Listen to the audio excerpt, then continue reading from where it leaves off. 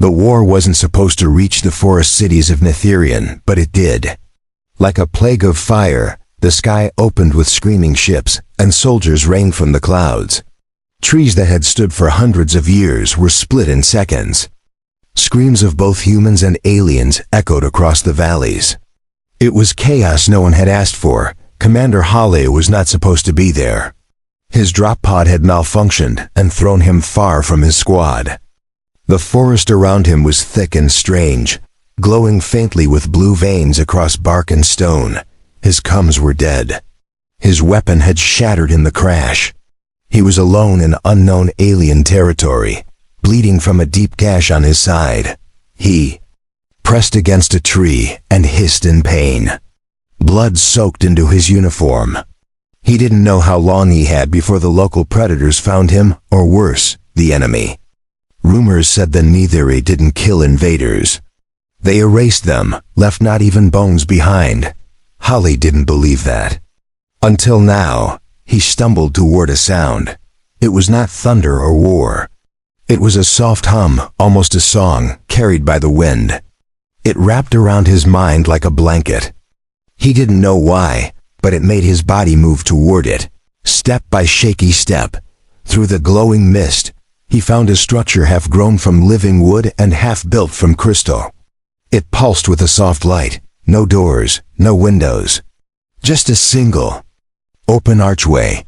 Hale's mind screamed at him to stay out. His legs disobeyed. Inside, the scent changed. It was fresh, clean, and oddly sweet. His pain dulled. The hum grew louder. It wasn't a song. It was a voice, speaking in a language he didn't know but somehow understood. The words felt like comfort, like safety. Then he saw her. She stood at the center of the chamber, robes of pale light falling around her body like mist.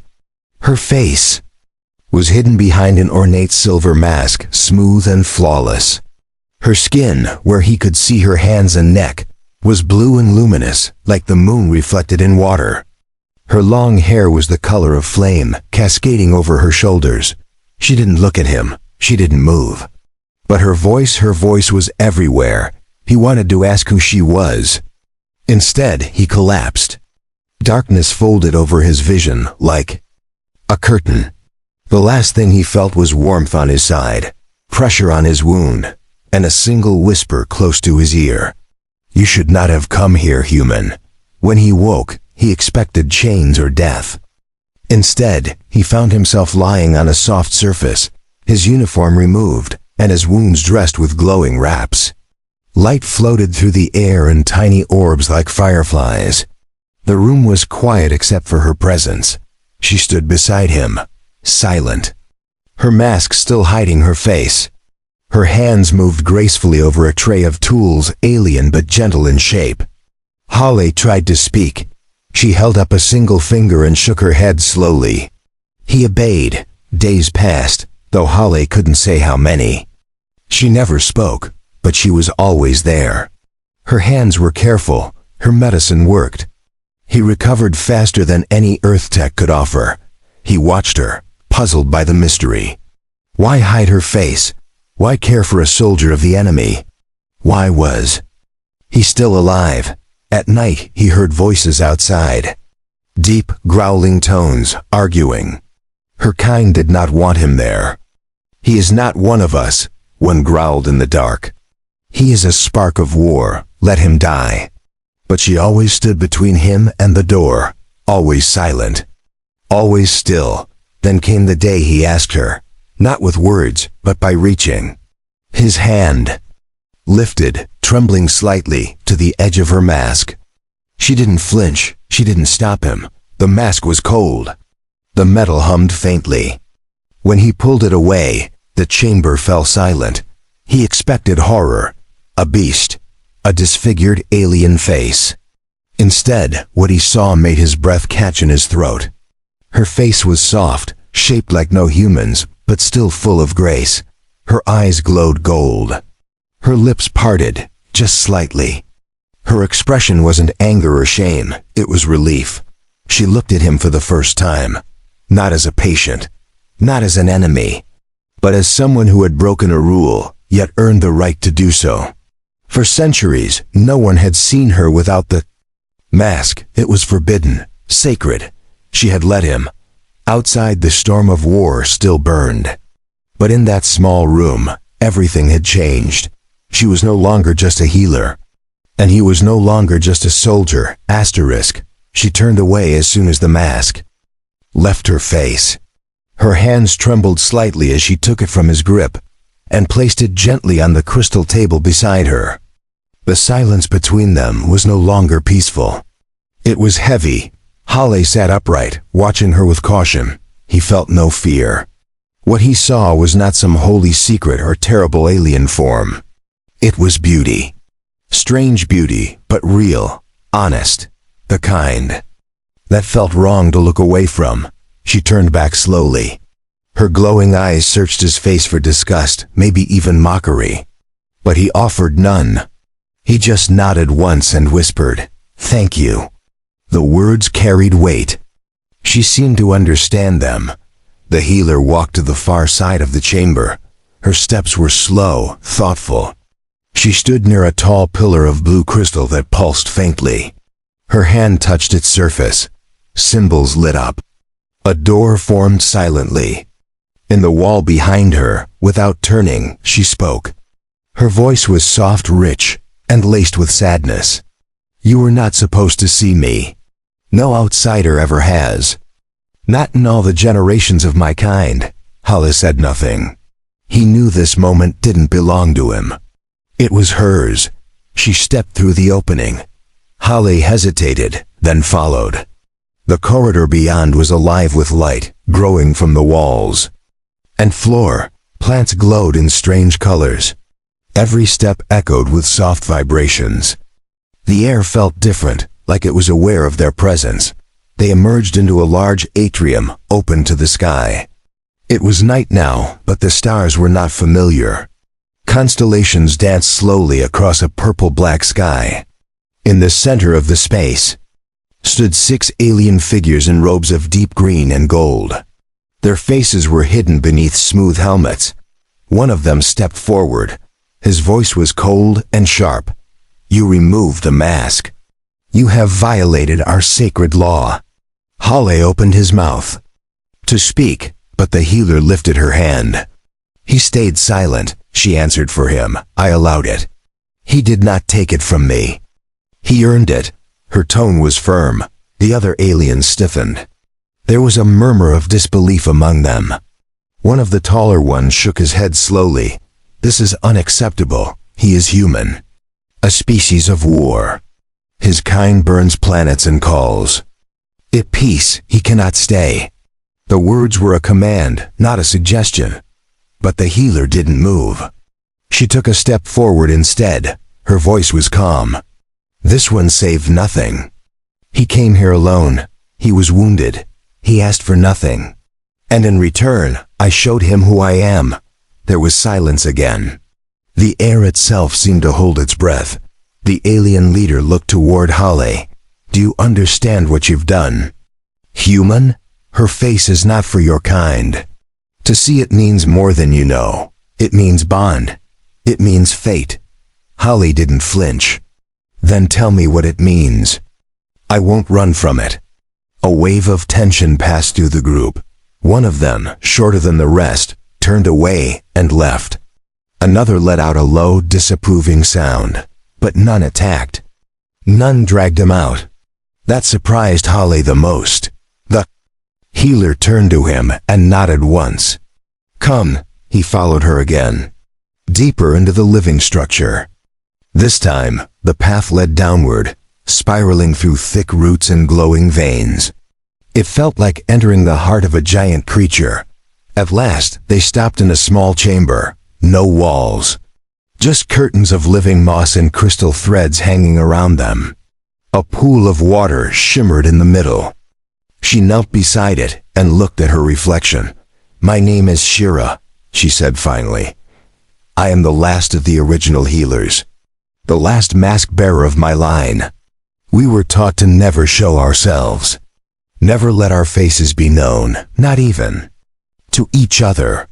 Her fingers brushed the surface of the pool. Holly sat beside her. "Why?" he asked. "Why hide something that beautiful?" She gave a bitter smile. "Because beauty causes conflict. It creates desire. Desire creates betrayal. And betrayal ends everything. Our history taught us that the hard way." He understood, even among humans, beauty could be dangerous. Wars had started for less. Still, what she said didn't change. How he saw her. "But now I've seen you.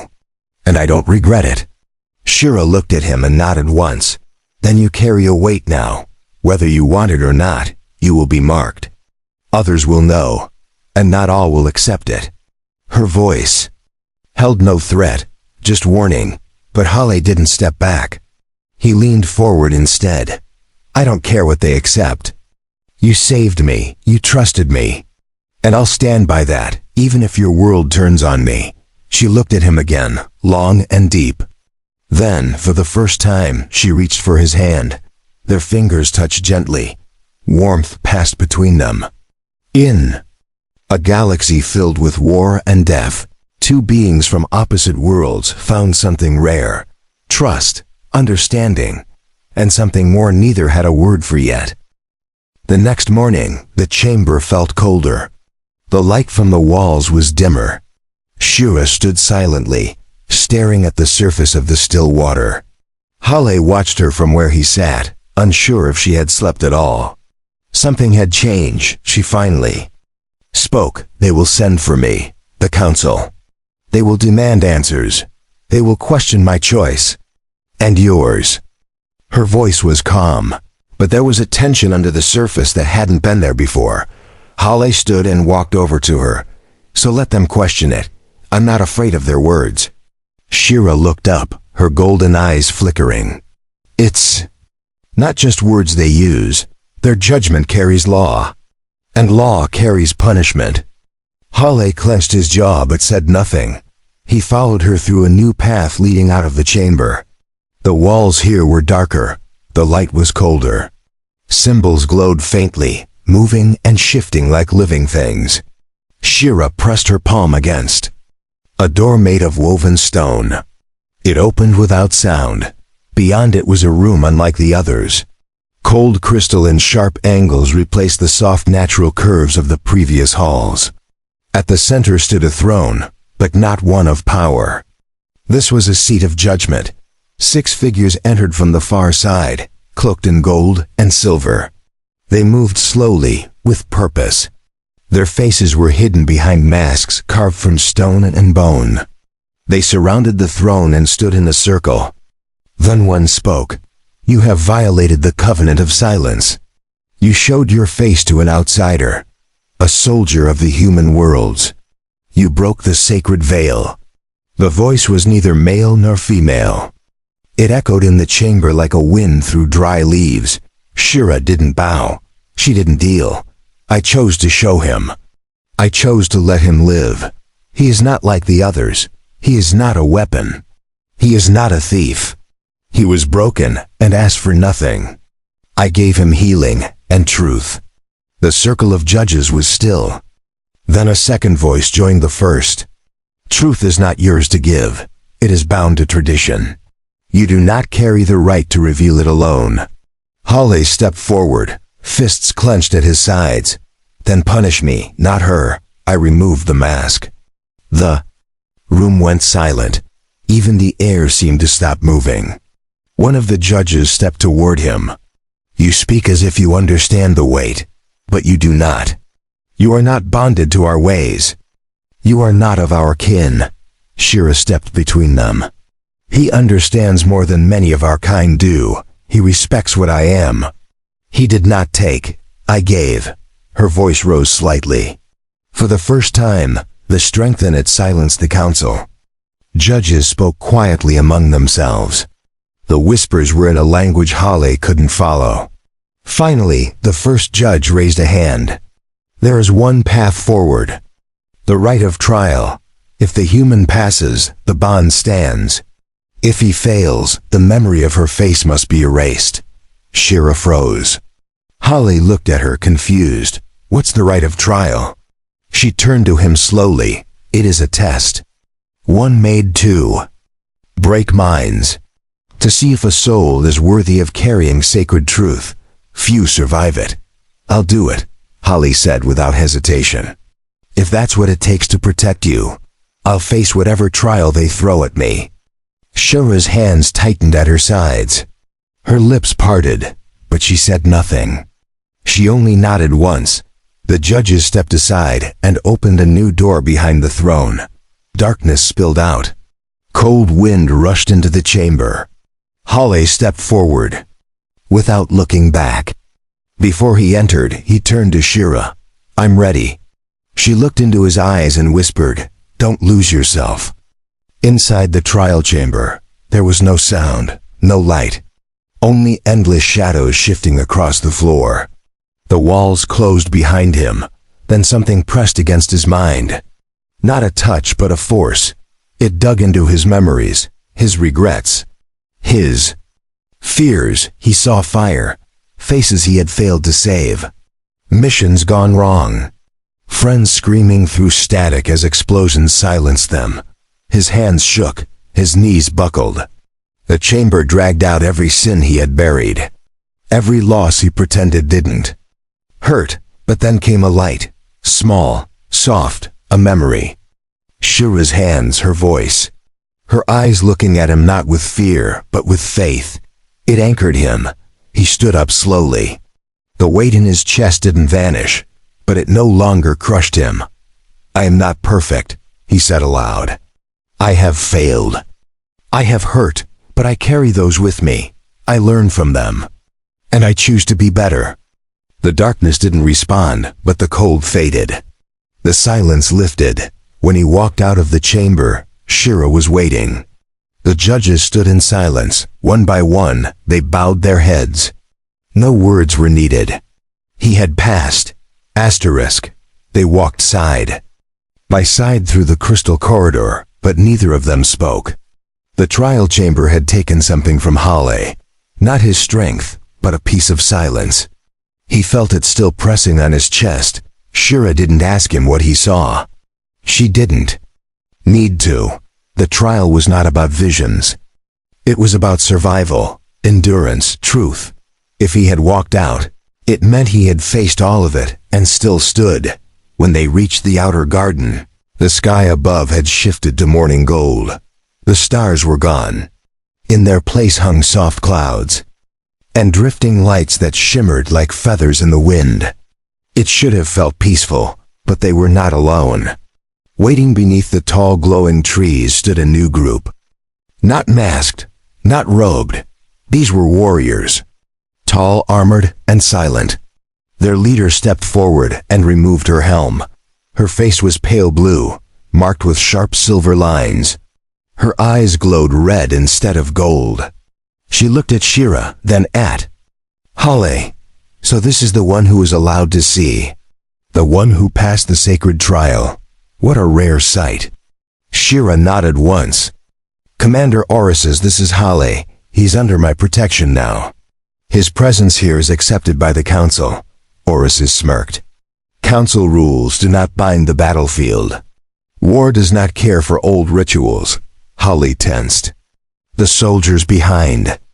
Orus moved slightly, gripping their weapons.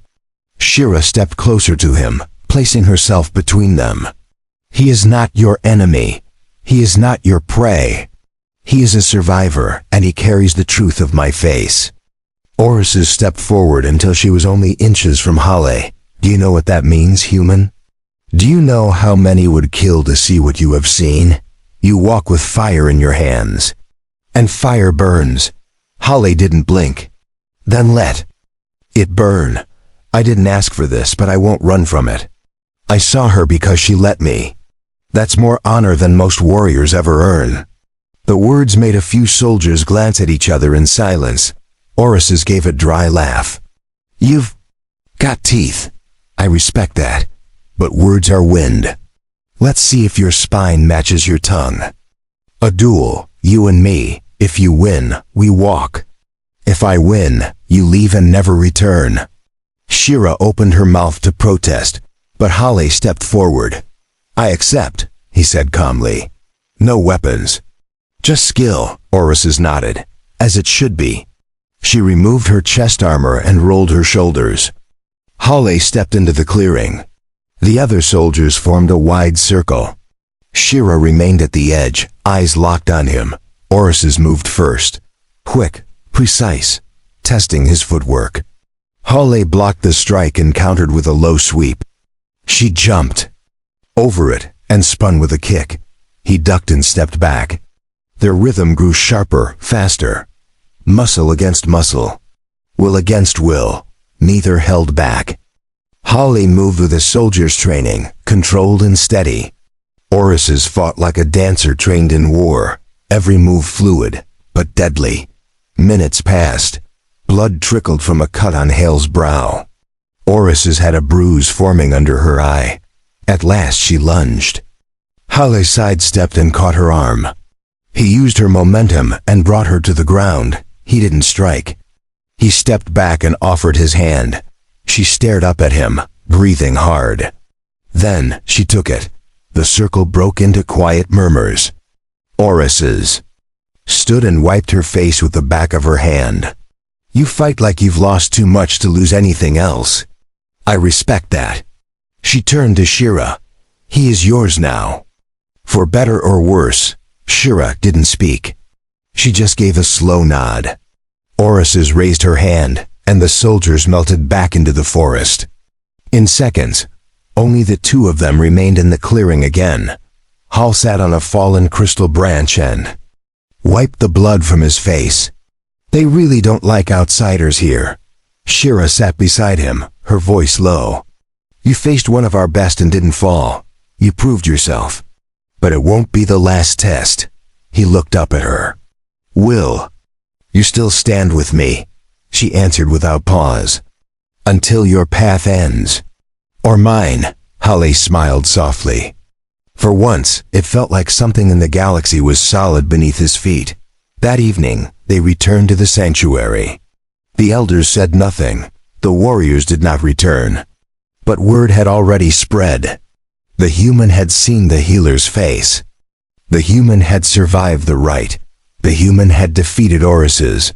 In a world shaped by tradition and shadows, a spark of change had been lit. Whether it would bring warmth or ruin, none could say. But it had begun. Night brought quiet, but it wasn't peaceful. Not anymore. The forest around the sanctuary seemed to watch with new eyes. Whispers carried in the wind. Halle couldn't understand the words, but he understood their meaning. He was being judged. From afar, inside the chamber, Shira sat near the glowing pool. Her hair reflected the light like flowing fire. She said nothing as Halle entered. Her expression was unreadable. He sat beside her, close but not touching. They will come again, she said after a long silence. Not just warriors. Not just elders. Others from outside the mountain.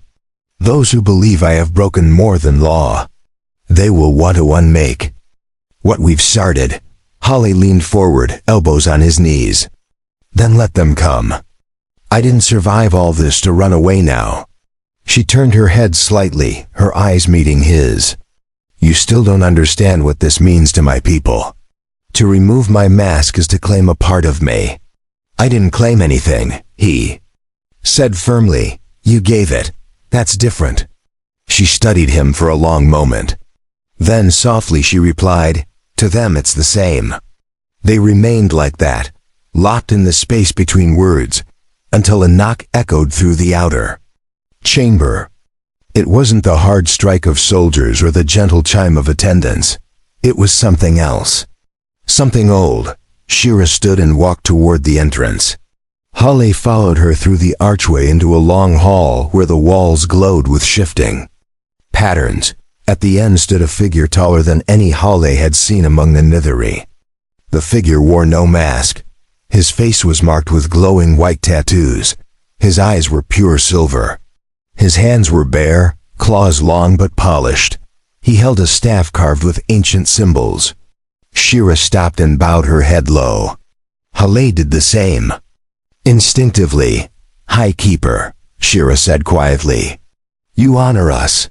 The tall figure's voice was deep and soft, like stone wrapped in wind. "I have come not to honor, but to question. I was summoned by those who fear what you have done." Shira straightened. "I will answer." The High Keeper's gaze shifted to Hale. "And he? Will he answer, even knowing the weight of his voice?" Hale nodded. "Ask whatever you want. I'm not hiding from this." The High Keeper turned and led them into a chamber Hale had never seen before.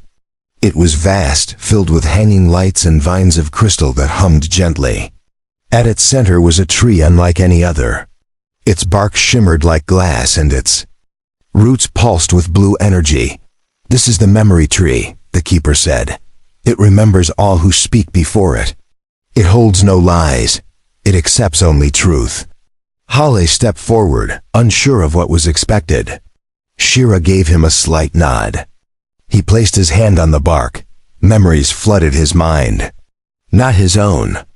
Visions of Nithari history, battles, betrayals, peace treaties broken, promises lost, faces unmasked and then erased.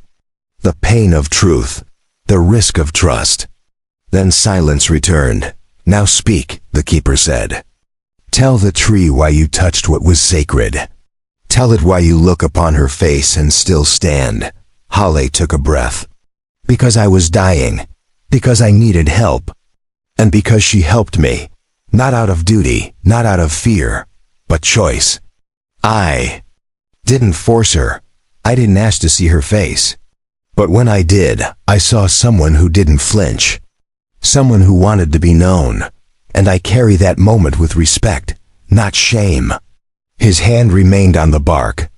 The tree pulsed once, softly. The keeper looked to Shira. "And you? Why did you reveal yourself?" She stepped beside Hale and placed her hand next to his. "Because for the first time in my life, I saw someone look at me and not see power, not see fear, just me." The tree pulsed again, brighter. The keeper's eyes narrowed. "Then you understand that the path ahead will not be easy. Those who know your face will not let this pass.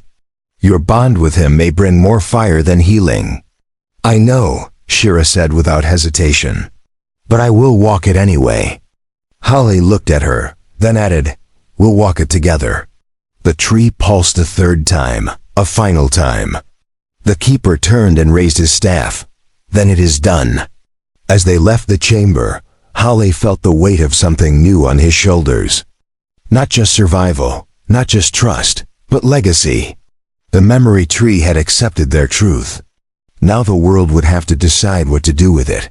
Asterisk, the days that followed passed without attack, but the air remained heavy. The sanctuary felt less like a place of peace and more like a held breath. Every movement was watched. Every whisper carried weight. Hale had become a symbol, and symbols always drew danger. He spent his hours walking the outer paths of the healing complex. Not alone, Shira always walked with him. Sometimes in silence, sometimes telling him old stories about her people. He listened carefully, knowing that each word might be part of a history no outsider had ever heard. They sat near the waterfall garden when the alarm horns finally sounded. A deep, rumbling tone echoed across the valley. It was not the sound of warning from within. It was a call of war from beyond. Shira stood immediately. Her eyes narrowed as she turned toward the sound. "They are here," she said. "Not soldiers, not council, outsiders, the unseen." Hale had heard that name once.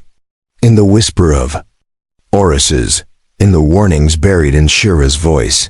"Who are the unseen?" he asked. Shira's voice was steady but cold. "They are the ones who left long ago, exiled for removing their masks by force. They believe in dominance. They take what they want. If they learn you saw my face, they will try to claim it. They will try to destroy the bond." Hale's fists clenched. "Then we stop them here." Shira didn't smile. "They don't stop easily." They returned quickly to the central chamber, where elders and guardians gathered. The High Keeper stood at the center. His voice was strong. The unseen approach from the outer ridge. They've broken the skyward gate. They seek the healer. They seek the human. We must choose now, hide them or fight. All eyes turned to Shira. All voices fell quiet. She stepped forward. We do not hide truth, and we do not surrender it. I will not run from them. And neither will he. Hala stepped beside her, silent but firm. The keeper nodded once. Then we fight as one. Preparations began. The sanctuary shifted. Walls retracted. Panels of crystal rose from the ground, forming barriers. Guardians took positions. Lights dimmed. The entire mountain seemed to come alive in defense. Shira led Hawley to an ancient chamber below the heart of the structure. It was lined with shelves of glowing stones. "What is this place?" he asked. She touched one of the stones. "These are the memories of every healer who ever lived. Their strength lives here. And you will need it." She placed the stone. In his hand, it burned cold. Visions filled his mind. Warriors and healers standing side by side. Sacrifices made in silence. Battles fought with spirit as much as steel. When he opened his eyes, he felt stronger. Not in body, but in resolve, she handed him a blade.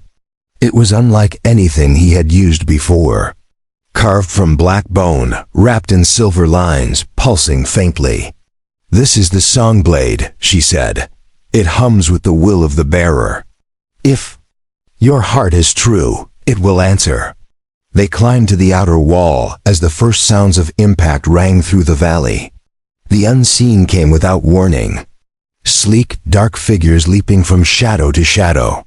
No masks. Just cruel smiles and sharp weapons. The guardians clashed with them. But the unseen moved like ghosts, fast, silent, precise. Hale stepped into the fight without hesitation.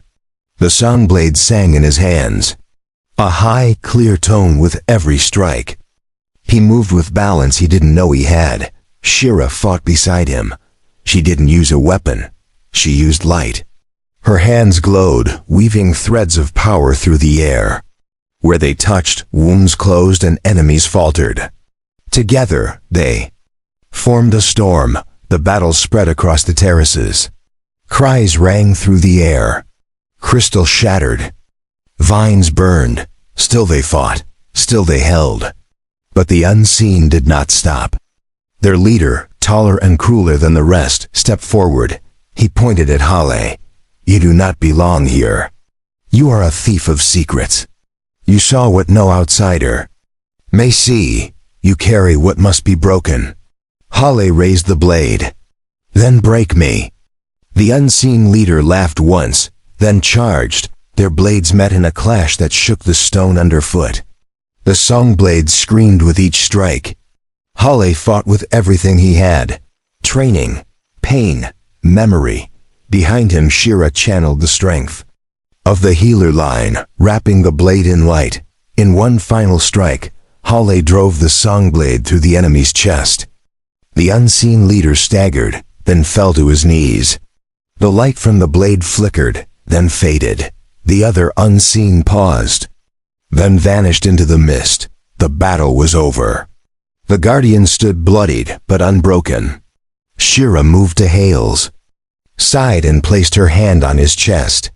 "You did what no other could. You carried our truth and protected it."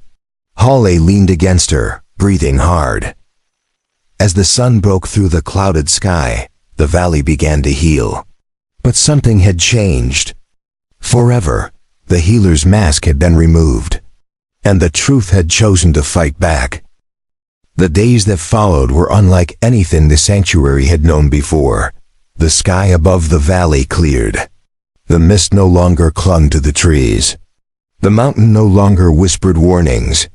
But the people did. Hale's name spread through the high cities and deep caverns of Nithirian. Some called him a threat. Others whispered the word bondkeeper. A few called him fool. Many more called him brave. Shira never left his side. Where he walked, she walked. Where she healed, he helped. Together they moved through wounded chambers and broken halls, tending to both bodies and minds. The guardians who once doubted now bowed their heads when he passed, but the council was not finished. One morning, without sound or warning, Shira and Hale were summoned again, not by voice, by light. A beam of golden fire stretched from the top of the mountain to the sky. A signal of final judgment. The High Keeper stood waiting at the edge of the platform. His staff no longer glowed. His face looked older than before, worn. "The time has come," he said. "The last rite must be answered. The path you walk must be sealed or broken." Shira took Hale's hand. "We will answer together." The Keeper turned toward the open sky. "Then come. The circle of flame awaits." The three of them stepped into the light. In a blink, they were no longer on stone. They stood in the clouds. A ring of fire spun around them. Floating stones hovered, each one holding a council elder. Their masks had been removed. Their eyes were closed. This was the place of truth. Nothing spoken here could be hidden. The Keeper raised his voice. "You stand accused of rewriting the laws of blood and bond, of removing the sacred veil, of creating a union not born of lineage or ritual, but of will. Do you deny this?" Hale stepped forward. "I do not deny it, I only lived it." His voice echoed louder than he expected. "I was saved by her hand. I was healed by her care. And I saw her not as a mystery, but as a person. I do not regret seeing her face. I regret nothing." Shira's voice followed his. "I removed my own mask. I gave him my truth. I did it not out of fear, but freedom. I do not hide from that choice." The circle pulsed with light. The elders opened their eyes. One of them spoke. "And what do you claim now? Are you bonded? Are you a union of soul and heart? Or is this passing affection, doomed by time and distance?" Shira looked at Hale. Then she looked to the circle. "He carries part of me," she said. "Not just memory, not just presence, but purpose. Our paths now shape each other. That is what we are." The elder turned to Hale. "And you, human, do you accept this bond with full heart?" Hale nodded once. "I accept it. Not just now. Not just here. But in whatever future this brings." The flames around the circle rose higher. The sky turned gold. The platform trembled under their feet. Then the light faded. The Keeper's voice returned. "Then it is done. The veil has fallen. The bond is complete. From this day forward, you are no longer outsider. You are flame-bound." The word was ancient. One Hale had never heard before. But he felt it in his chest. Shira stepped closer and placed her palm on his shoulder. "It means more than marriage, more than ceremony. It means your soul has been written into our people, and our people into yours." Hale said nothing. He only nodded. When they returned to the sanctuary, the wind had changed. Flowers bloomed across the upper cliffs. The rivers ran faster. The mountains seemed to breathe differently. The land had accepted the bond just as the council had. That night, they stood at the highest terrace. Stars shimmered above them. The moons of Nithirian passed slowly, casting soft light on the trees below. Hale wrapped his arm around her. She leaned her head on his shoulder. "This isn't what I expected," he said. "None of this." Shira smiled gently. "Neither did I." They watched the sky in silence. No alarms, no judgment. Just the sound of the wind and the warmth of each other. Below them, children danced with glowing stones. Guardians trained under quiet starlight. And for the first time in many generations, a healer stood unmasked before her people, with no shame in her eyes. Asterisk time moved differently on Nithirian. The sky shifted in long waves of color. The moons passed each other like dancers in silence. The mountain never forgot what had happened. It marked the moment in stone and in song. Hale no longer wore the uniform he once arrived in. He had no need for it. The guardians had crafted him new garments woven from crystal threads and soft bark. Light, strong, and tied with silver bands marked with the flame-bound sigil. He worked with Shira daily. The wounded came from all corners of the world, not just the Netheri, but others, even humans. Word had spread far beyond the forests. The bond had opened the path where once there had only been fear. Some came seeking healing, others came just to see them. To witness the human who saw the healer's face and lived. To speak with the woman who chose to reveal her truth and was not broken by it. But peace was never permanent. One morning, a message came from orbit. A Terran diplomatic vessel had arrived. They requested entry. They claimed peace. But their voice carried the tone of suspicion. Haile listened quietly as the transmission played. We request meeting with the Flamebound. Earth Command requires verification of the bond. We ask for his return to testify before the Galactic Council. Shira said nothing until the message ended. They do not trust what they cannot control, she said. They fear what does not follow their terms. Haile nodded. Then we meet them. But here. Not on their ship. The High Keeper agreed. Let them come down. Let them stand where truth is already spoken. The Terran shuttle arrived at noon. 4 officers stepped out, clean uniforms. Cold eyes. At the center stood a man Haile recognized. Admiral Rhines, one of the men who once sent him into battle without blinking. You're alive, Rhines said. And you've stirred quite the storm. Care to explain what kind of alliance this is? Haile kept his voice calm. It's not an alliance. It's a bond. One stronger than treaties. Built on something you can't negotiate with threats. Rhines looked to Shira. You removed your mask for him. You know what that means in our law? That makes him a diplomatic asset. You're holding Terran property. Shira didn't flinch. He is not yours, and he never was. The words struck hard. Rhines's jaw tensed. You're risking interstellar protocol. You've created something without sanction. The Council is demanding action. Haile stepped forward. Then tell the Council this. I chose her, she chose me, and we chose this path. If that scares them, they were never leaders, only shadows. One of the officers reached for a weapon. In a blink, 3 guardians appeared. Beside him, blades drawn, energy crackling. Rhines raised his hand to stop them. Enough, we didn't come to fight. His voice was steady, but his hands shook slightly. He looked at Haile. Then what do we tell them? That you've defected? Haile smiled. Tell them I've evolved. That I followed humanity's truest path. Not power, not conquest. But understanding. Rhines stared for a long time. Then gave a short nod. We'll report what we saw. What? We heard, but they won't forget this. Haile stepped back beside Shira. Good, let them remember it. The officers returned to their shuttle without another word. The vessel rose through the clouds and vanished into the stars. The mountain breathed again. The valley winds returned. The sky above remained calm, but something permanent had changed. Not just in the forest. Not just in Haile. In the galaxy itself. That evening, the Netheri gathered in the glowing terraces. Songs were sung in ancient tongue. Shira stood with Haile at the center, robes of white and gold flowing like mist. The High Keeper raised his staff. Let it be known to all who listen. A mask was removed. A truth was shared. A bond was formed not by force, but by choice. And that choice saved us. It healed us. It changed everything.